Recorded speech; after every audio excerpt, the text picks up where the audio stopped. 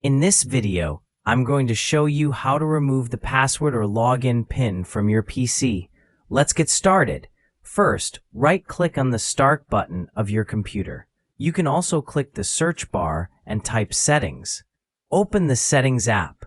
Once the Settings window opens, you'll see several options. From here, click on Accounts. After that, a new page will appear. Now select Sign In options. On the right side, you'll see different sign-in methods. Click on Password. Below that, you'll find a Change button. Go ahead and click on it. A new window will appear asking for your current password. Enter your current PC password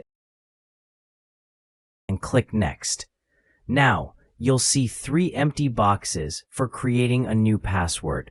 To remove your password completely, leave all 3 boxes empty and click Next. After clicking Next, another window will appear. Simply click Finish. That's it.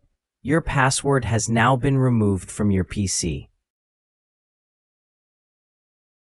If you found this video helpful, don't forget to like, subscribe, and hit the notification bell for more tutorials updates.